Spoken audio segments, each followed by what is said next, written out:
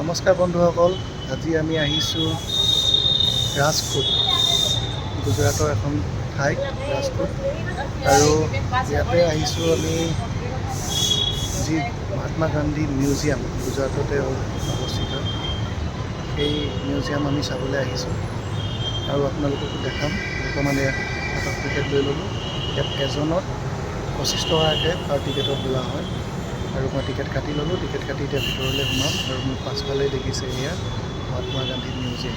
ব'লকচোন ভিতৰত মহাত্মা গান্ধীৰ কি বস্তু আমি চাবলৈ পাওঁ তাকে চাওঁগৈ। আপোনালোকে মোৰ লগতে ভিডিঅ'টো চাই থাকে।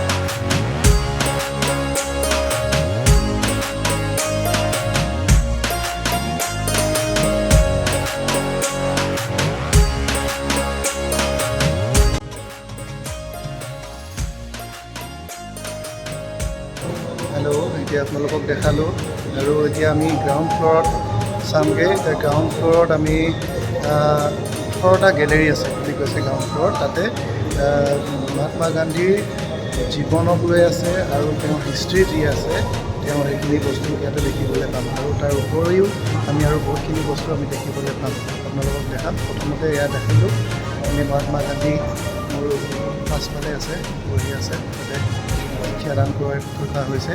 এতিয়া আমি আৰু যাম ভিতৰলৈ, মিউজিয়ামৰ ভিতৰত আমি সোমাবলৈ যাম।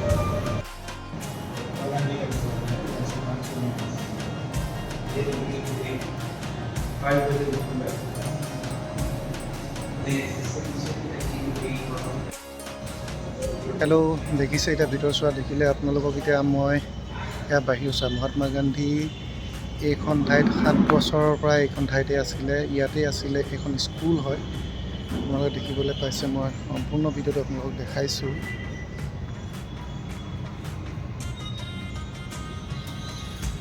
ইয়াতে আছিলে আৰু আপোনালোকক আৰু কিছুমান বস্তু দেখাব বিচাৰিম মই মহাত্মা গান্ধীৰ বিষয়ে লৈ, আপোনালোকে চাই থাকিব। আৰু এয়া হৈছে মহাত্মা গান্ধীৰ সেই স্কুলখনৰ মাজমজিয়া। এইখিনিতে হয়তো মহাত্মা গান্ধী সৰুতে খেলিছিলে সমনীয়াৰ লগত। 7 বছৰ বয়সলৈকে এইখন স্কুলতে আছিলে। আৰু আপোনালোকক পৰৱৰ্তী দেখাই যাম, আহক।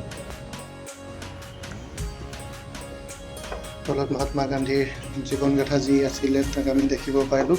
এতিয়া আমি ওপৰলৈ উঠি আহিছোঁ আৰু ওপৰতো বহুতখিনি আছে মিউজিয়াম, তাত আপোনালোকক দেখাবলৈ বিচাৰিম। আমি ওপৰলৈ গৈ আছোঁ, আপোনালোকক দেখাবলৈ বিচাৰিম।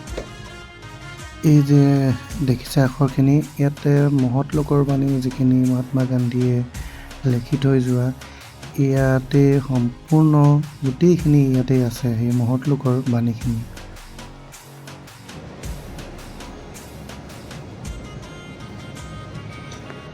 ये जैसा ही सामान था, मतलब क्या? ये जैसा ही सामान था, मतलब यहाँ पे पीतल के बर्तन है। हाँ, गांधी जी के पास ऐसे बर्तन। साबरमती में अभी ये साबरमती अहमदाबाद, उसमें ओरिजिनल है। क्या? उसमें ओरिजिनल है। हाँ, हाँ, ये तो देखाने के लिए रखा हुआ है। এনেকুৱা ধৰণৰে বাচন বৰ্তন মহাত্মা গান্ধীৰো আছিলে বুলি তেওঁলোকে ইয়াত হুবহু থৈছে বুজাবৰ কাৰণে। আৰু এইখিনিতে মহাত্মা গান্ধীৰ এষাৰ কথা আছিলে যে অহিংসাই পৰম ধৰ্ম। ইয়াৰ পৰাই বুজাব বিচাৰিছে তেওঁলোকে। সম্পূৰ্ণ ভিজুৱেল দেখাইছে, ভিজুৱেলৰ সৈতে বুজাব বিচাৰিছে। আৰু হেডফোন ৰাখিছে, হেডফোনত ইয়াত অহিংসা পৰম ধৰ্মনো কি আছিলে সেইখিনিকে হেডফোনত যদি লগাই লোৱা হয় তেতিয়াহ'লে সম্পূৰ্ণ বুজা হয় আৰু সকলোবোৰ সেই হেডফোনতে বুজাই দিয়া হয়। আপোনালোকে আহিলে সেই হেডফোনডাল লগাব, তাতে ধুনীয়াকৈ অহিংসাই পৰম ধৰ্ম তাৰ অৰ্থনো কি ইয়াত সুন্দৰকৈ বুজাই দিয়া হয়।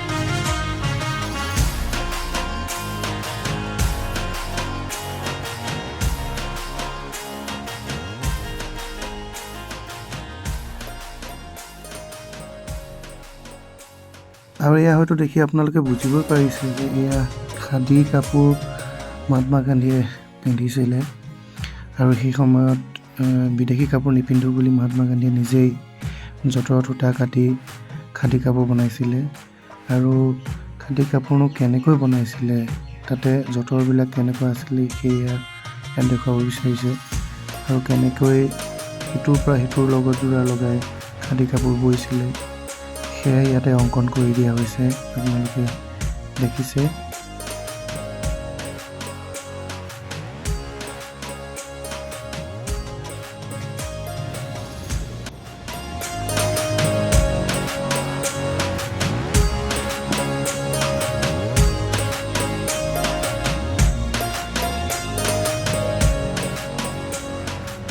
আৰু মহাত্মা গান্ধীৰ জীৱনকালত মহাত্মা গান্ধীয়ে কিমানবাৰ জেললৈ যাবলগীয়া হৈছিল, কি অভিযোগত তেওঁক জেললৈ নিয়া হৈছিল, ইয়াতে সকলোবোৰ লিখা আছে আৰু কিনো কাৰণে গৈছিল সেইবোৰো লিখা আছে, কেতিয়া গৈছিল সেইবোৰো লিখা আছে।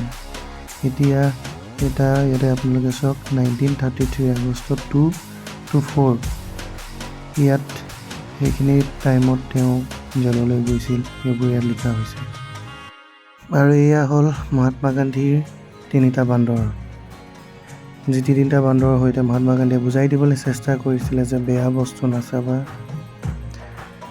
বেয়া নক'বা আৰু বেয়া নুশুনিবা।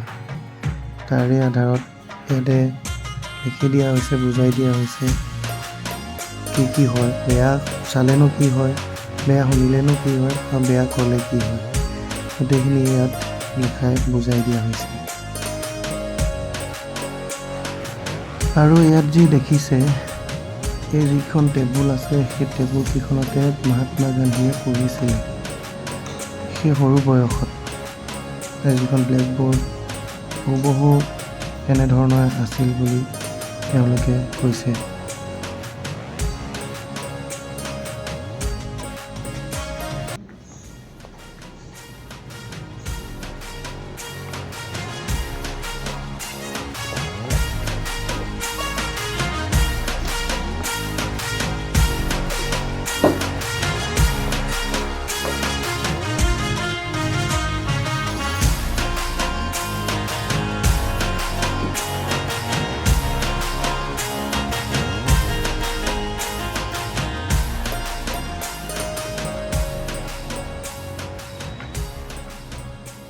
সকল দেখিবলৈ পালে এয়া মহাত্মা গান্ধী মিউজিয়াম আৰু মহাত্মা গান্ধীয়ে সৰুকালত ইয়াতে পঢ়া আৰম্ভ কৰিছিলে আৰু ইয়াৰ পৰা তেওঁ বাহিৰলৈ গৈছিলে আৰু ইয়াতে তেওঁ কি কৰিছিলে আপোনালোকক মই ভিডিঅ'টোৰ জৰিয়তে দেখালোঁ আৰু সম্পূৰ্ণ ভিডিঅ'টো চাব। আজি মই গুজৰাটৰ পৰা আপোনালোকক এই ভিডিঅ'টো দেখাবলৈ চেষ্টা কৰিলোঁ, মহাত্মা গান্ধীৰ মিউজিয়াম আৰু মহাত্মা গান্ধীৰ প্ৰথমৰ যিখন স্কুল দেখাবলৈ চেষ্টা কৰিলোঁ। আৰু যদি ভিডিঅ'টো ইয়াতে মোক ভাল পায় আপোনালোকে সম্পূৰ্ণকৈ চাব আৰু লাইক কৰিব, শ্বেয়াৰ কৰিব আৰু কমেণ্ট কৰি জনাব, নিশ্চয় ভাল লাগিব। আজি ইয়াতে মই বিদায় লৈছোঁ আপোনালোকৰ পৰা। Bye bye.